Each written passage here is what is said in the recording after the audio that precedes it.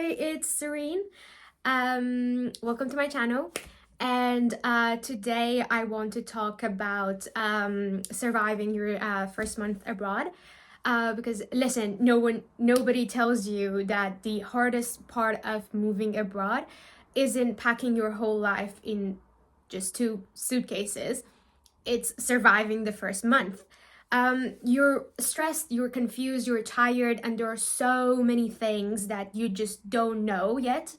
And let's be honest, once you land, nobody is going to hold your hand and walk you through them. You may even get hit with a 50 euros fine right off the bat. Why? Because when you were buying the train ticket from the ticket booth, no one told you that you have to validate it before getting on the train. I had to learn so many things the hard way. So today I'm not gatekeeping. Let's jump into how to actually survive your first 30 days abroad without losing your mind or your money. Okay, so there are things that you have to do. Your journey starts before landing. If there were only one thing you could do to change your first month and give you a head start and make your first month less miserable, that is networking. Usually universities have programs that pair freshmen with upper years so they can have an easier transition. You can search for it on their website or just email the welcome office or admission office and ask them. But if yours don't have one or it's not really operational, here's how you can do it. Get on social media, Instagram, Facebook, WhatsApp, and reach out to people from your new university. Put the name of your university in your bio so your follow requests get accepted more easily. Follow the university and your faculty. The key is do not be shy and ask. Now, in my case, when our university emails gotten activated, they were given to the upper years and a student council, and they sent all the incoming meta students a link to join a WhatsApp group for our class and also some other helpful groups, which saved me in so many ways. By the way, WhatsApp is very, very popular in Europe, so if you're moving here, make sure that you have it. Back to the groups. If you didn't get a spot in on-campus housing, these groups are where you can find roommates or a place to stay. Also, you can double check with upper years which neighborhoods to avoid, if an agency is sketchy, and what are the normal prices and contracts, so your chances of getting scammed are less. Okay, next is arrival day. Arrival day is the ultimate test. First, try to make sure that your flight lands before 3 p.m. You want daylight and time on your side, in case things go wrong. I have a friend who landed at night during a public transport strike. Trust me, you don't want to be navigating a foreign country for the first time in the dark while everything is shut down. Next is know the route from the airport like the back of your hand. You do not want to be dragging 2 heavy suitcases around while staring at Google Maps. Also, know if there is anything you should be careful of. For example, before my flight, I was warned by a couple of upper years to be careful of pickpockets and scammers at the central train station.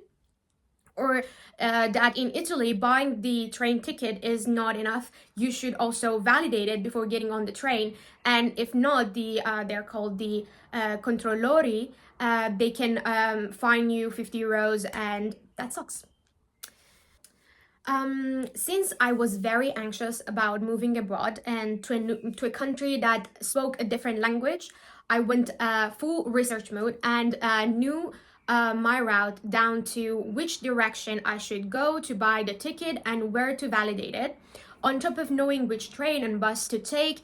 But at the end, I decided that I had too much luggage and valuables with me to risk it, and I also knew that I would be dead tired and stressed. So I went on those group chats that I mentioned before, and found a neuroscience student with a van who offered airport rides. I paid 90 euros instead of the 200 euros a taxi would have cost. Um, Check all of your options and decide based on your situation, not on what everyone else is doing. For arrival essentials, I would say cash, internet, and resilience. Cash. So if you use a different currency, make sure you have some local cash with you, and because usually the exchange rate at the airport are higher. So next is internet. I don't know how your data or cellular plans work, but for the love of God, make sure you have internet upon your arrival. I already bought a travel roaming plan from the company I used to have back home. So I was sure that I had internet access when I land. But you can also use eSIMs, which are much cheaper and convenient than what I did. There are a couple of them available, and some have a return policy if the plan you bought is not compatible with your device or cellular company. The next thing is resilience. Hope for the best, but expect things to go south. Just take it one step at a time. After that is housing and safety. I would say find a temporary housing for at least 2 weeks, because most of the time it takes a good while before you can find a room or apartment that is comfortable for you, especially if you don't want to move frequently during the semester. I would also suggest looking up the neighborhood on Google Maps to see if it has easy access, especially to public transport, because during the first months you will be moving around a lot, and see if there are any grocery stores nearby. It's very convenient. Like it's very, like, these all seem like small stuff, but all together they can make your transition much more easier and smooth. A safety tip is that if you live alone, or since you're just new, don't tell people exactly where you live. Like, I mean, the area or neighborhood is fine, but just don't give them the address. And especially if you're meeting people from dating apps. So next is know what you are dealing with. What I mean by that, each university gives out a student booklet with all of the rules and regulations. It is very, very, very important to read it. Don't skip it thinking it's just some extra information. Many things can be different from the system that you are used to back home. When it comes to this stuff, it's better not to rely on the on word of mouth, and actually get the info from the source itself. Remember, if something goes wrong, you can be just, oh well, I didn't know it, it's different from what I'm used to, or it wasn't explained to me. Nobody is going to take care of you in college and university, and everybody is held accountable as adults. For example, I've seen people who had to repeat a whole year just because they failed this one particular exam that blocked all of the classes of the next year or the clinical rotations. They weren't able to go to traineeships because of that one exam, and somehow to reseat these exams because, for example, also know the rules of and regulation of your specific scholarship, or I don't know if you are part of a frat or something.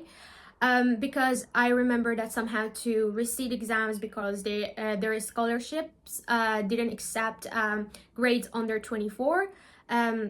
just a note that our scores in Italy are from 30.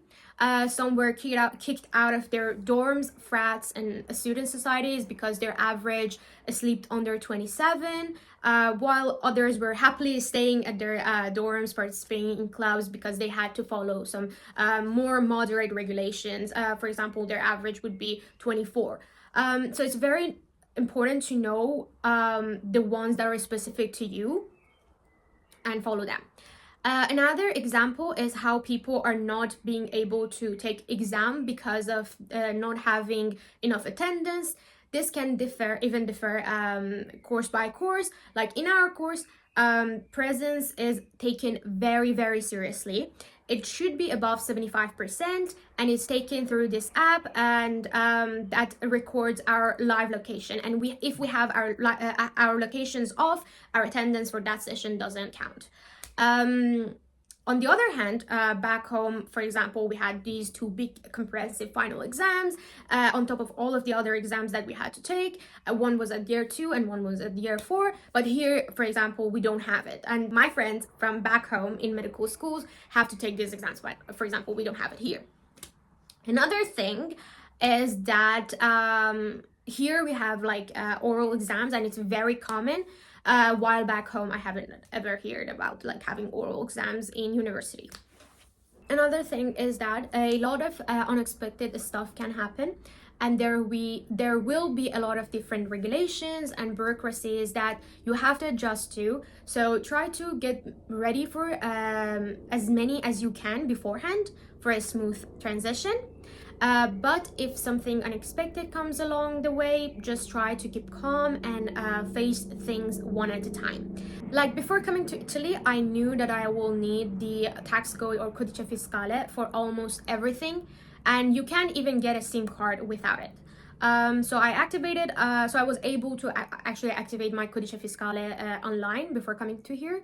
And but on the other side, I had a lot of troubles with getting my student resident permit. Not like necessarily troubles, but just like there were a lot of things that I didn't know, a lot of documentations and like these specific stamps and signs. And so for that, like I had to be patient and like very, very resilient. And one like other thing is that like bureaucracies and like office work is very slow and like in Italy, so you have to like you have to have like this I don't know tolerance. But the thing that is very important that is there's always help available if you ask for it. For example, welcome office for me was very, very helpful for how to get my resident permit, what are the documents that I need. And I also could like ask like I also went around asking other people like upper years about it. So yeah, again, back to the point of not being shy and ask. The other thing is bank money and budget.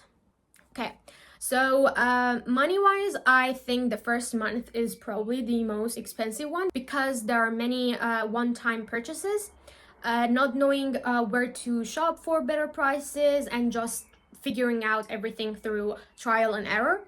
I decided to open an Italian bank account so I wouldn't have to pay for international transactions.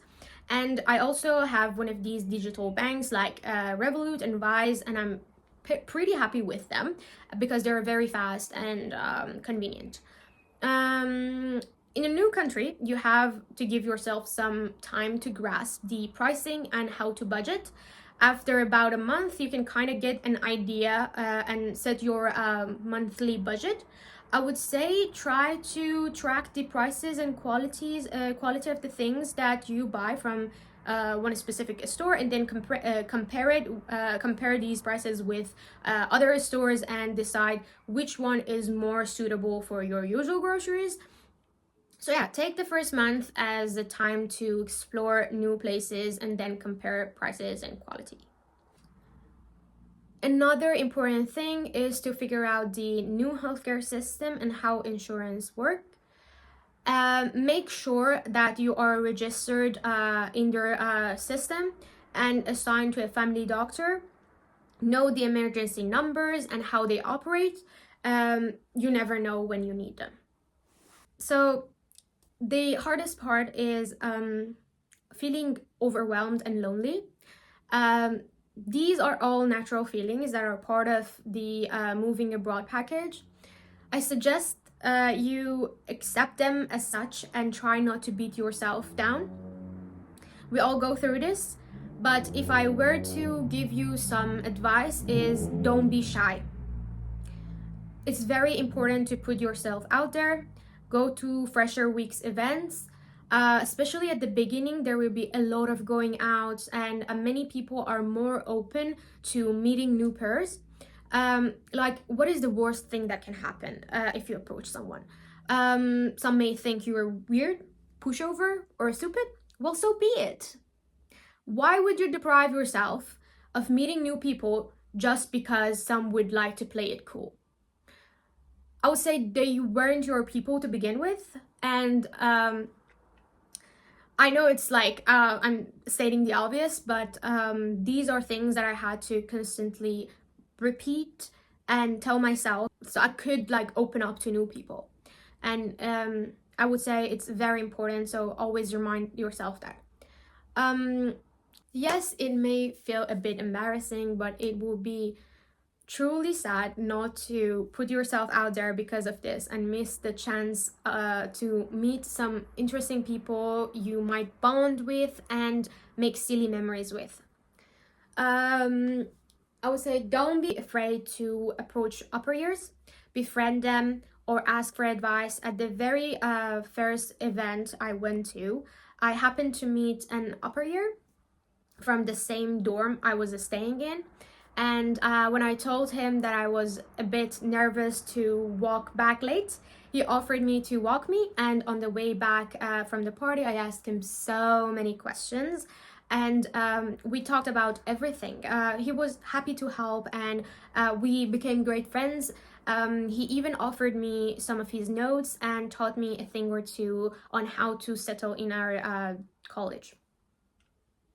Our seniors even did a mentor-mentee program where we could sign up and pair with them, which was amazing because they were studying the same course and helped us out with academics and school stuff. My last notes will be, remember, once abroad, no one is going to take care of you, and you should always be careful. Be open to meeting new people and learning about different cultures, but also don't trust too soon. Give it some time to get close to people. At the very beginning, you're away from everyone you know and love, and the sudden loneliness can make anyone desperate to look for some emotional anchor and support. But you should have your guards up enough to protect yourself. Have fun and be outgoing, but let people in slowly. And don't forget that this takes time. Try not to lower your standards or boundaries just because you don't want to be alone. Have fun with people, but that is different from rushing to friendships or getting romantically involved. Studying abroad is such an amazing and life-changing experience. Also, it can be very difficult. These were some of the things that I shared in hopes of like making the transition easier for anyone out there who's a bit worried about their experience abroad. I hope that you find it helpful and you have an amazing time abroad and meet some of the like best people and be very successful. So yeah, that was it for today, and thank you so much for listening to my rant, and I love you all. Bye bye.